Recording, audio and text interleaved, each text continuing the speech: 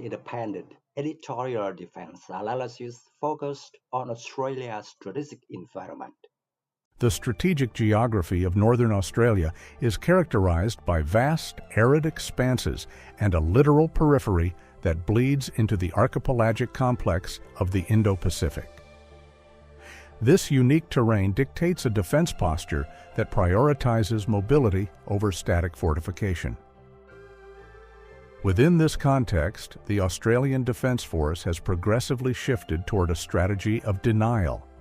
This is a concept that relies heavily on the ability to project firepower rapidly to remote island chains or austere coastal environments. Consequently, this operational imperative places an immense burden on the logistical connectors that bind the force together, specifically the interplay between rotary wing aviation and ground-based fires. The integration of the CH-47F Chinook, the M777A, two lightweight howitzer, and the Hawkei Protected Mobility Vehicle Light represents a critical microcosm of this broader systemic challenge. It reveals a complex tension between theoretical capability and the rigid constraints of physics and engineering. At the heart of the current maneuver concept lies the air mobile gun raid. This is a tactic designed to insert artillery assets into uncontested or semi-contested zones to deliver precision fires before rapidly relocating to avoid counter-battery action. Historically, this involved slinging the M777 Howitzer under a helicopter, dropping it at a firing point, and relying on the gun crew to operate with minimal protection or organic mobility. However, the modern lethality of sensor-fused weapons and loitering munitions renders static artillery crews highly vulnerable. Consequently, the doctrine has evolved. It now necessitates the insertion of a prime mover alongside the gun, allowing for immediate displacement after firing. The Hawkei PMV-L was selected to fill this role, offering a balance of protection and digitization that light utility trucks simply lack. Yet, the introduction of the Hawkei into the air mobile equation fundamentally alters the logistical calculus.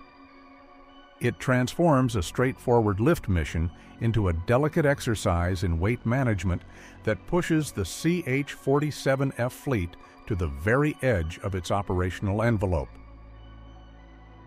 From a technical perspective, the integration of the Hawkei as a sling-load payload introduces a significant trade-off between protection and range. Consider the numbers. While the M777A2 weighs approximately 4,200 kilograms, a figure comfortably within the Chinook's lifting capacity, even with a full fuel load, the Hawkei presents a different challenge. With a curb weight starting around 7,000 kilograms and a gross vehicle mass that can approach 10,000 kilograms when fitted with mission systems, armor packages, and crew equipment, the vehicle demands a substantial portion of the helicopter's available lift. In the high-density altitude environments typical of northern Australia and the immediate region, where high temperatures and humidity degrade engine performance and rotor efficiency, the available lift margin shrinks further. To safely lift a fully equipped Hawkei, mission planners may be forced to reduce the fuel load of the CH-47F. This drastically curtails its combat radius.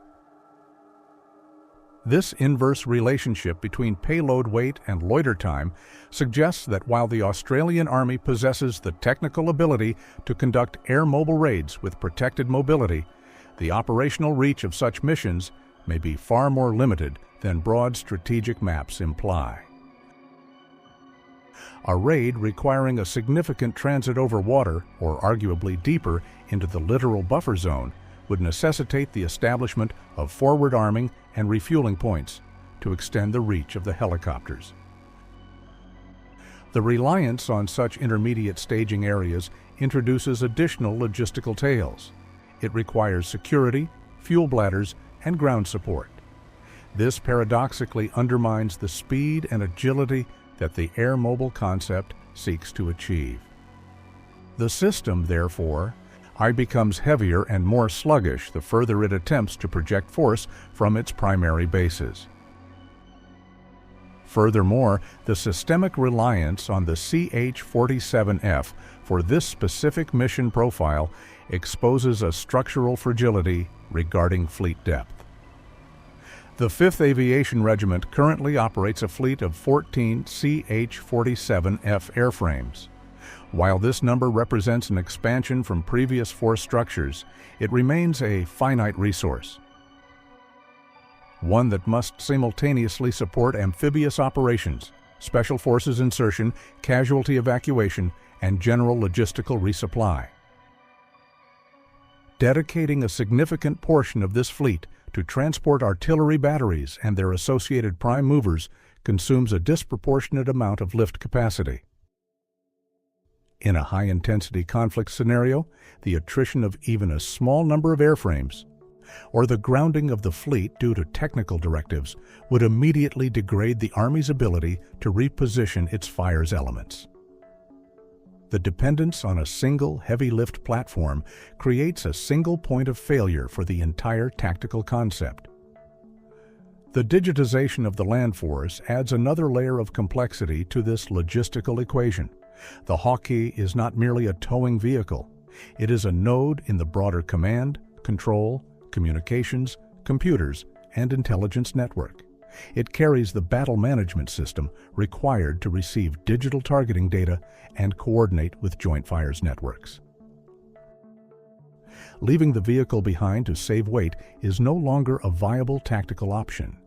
Doing so would sever the gun detachment from the digital backbone of the force, reverting the battery to analog voice communications and degrading reaction times. This reality cements the requirement to lift the vehicle despite the weight penalties. It reinforces the conclusion that the capability of the Australian artillery effectively is capped by the lift capacity of the Chinook fleet. Comparisons with Allied force structures highlight the unique nature of the Australian solution. The United States Marine Corps, facing similar requirements for littoral maneuver, is transitioning toward the CH-53K King Stallion. This is a platform with a lift capacity significantly exceeding that of the Chinook, designed specifically to move heavier tactical vehicles over longer ranges without compromising fuel load. Australia's decision to pair the Hawkei with the Chinook reflects a pragmatic adaptation of existing assets, rather than a purpose-built heavy-lift solution. It suggests a procurement strategy that prioritizes multi-role utility and fleet commonality over specialized heavy-lift performance. A decision that makes economic sense but imposes strict tactical boundaries on commanders in the field. The recent operational testing and integration trials, including those observed during major exercises, indicate that while the mechanical interface between the Hawkei and the Chinook has been refined to allow for rapid rigging and de-rigging, the tyranny of weight remains the governing constraint. The modifications to the Hawkei's lifting points and the training of ground crews have streamlined the process, but they cannot alter the fundamental physics of rotorcraft flight. As the Australian Defence Force continues to refine its littoral maneuver concepts, the disparity between the desire for heavy, protected, and digitized ground forces and the lift capacity required to move them rapidly will likely become a central point of friction. Ultimately, the viability of the air-mobile gun raid as a core component of the denial strategy rests on a series of calculated risks. It assumes that the tactical value of positioning a protected howitzer battery in an unexpected location outweighs the logistical cost and the exposure of high-value aviation assets. It also assumes that the limited range resulting from the heavy payload will not render the battery irrelevant in a conflict defined by long-range precision fires. This capability represents a significant engineering and training achievement.